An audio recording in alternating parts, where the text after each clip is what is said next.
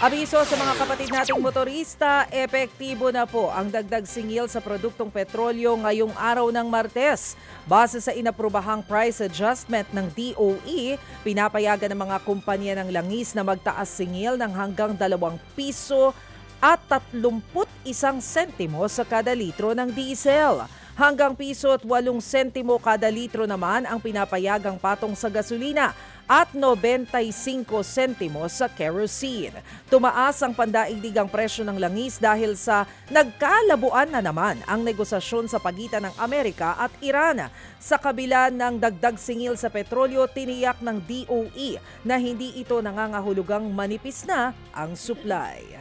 Samantala sa ibang balita, kaunting ginhawa po sa mga driver at operator ng mga pampublikong sasakyan. Patuloy pong makakakuha ng mas malaking diskwento sa produktong petrolyo.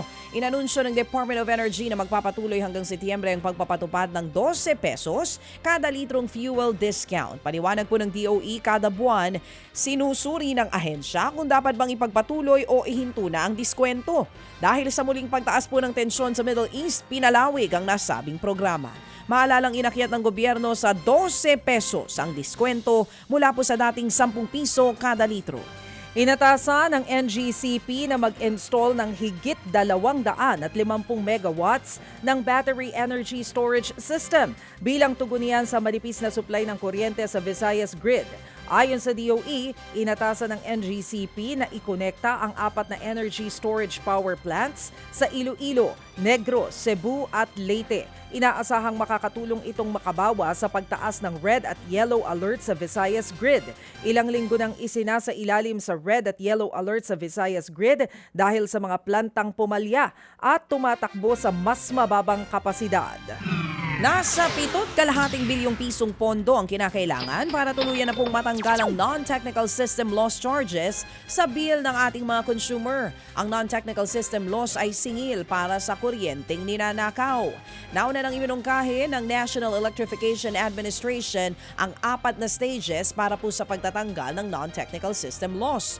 Uutay-utayin ang pagtatanggal ng non-technical system loss sa bill ng mga consumer mula po 25% sa unang stage hanggang sa matanggal na ang 100% nito pagdating po yan ng ika-4 na stage. Pero ayon sa Energy Department, posibleng abutin pa ng 1 taon bago ito maipatupad. Inanunsyo ng Budget Department ang pag-release ng 1 bilyong piso para sa Project Nationwide Operational Assessment of Hazards o Project NOAA. Gagamitin ang pondo para sa artificial intelligence o AI-powered na kapasidad nito sa pag-forecast ng baha. Inaasahang makakatulong ang pondo sa real-time hazard monitoring ng Project NOAA at kakayahan nito sa disaster prevention. Ayon sa DBM, ang pondong inilabas nito ay maituturing na investment sa Project NOAA. Mahalaga raw na magamit ang siyensya at AI para agad makakilos ang gobyerno, mas makapaghanda ang mga komunidad at maprotektahan ang buhay at kabuhayan ng milyong-milyong mga Pilipino.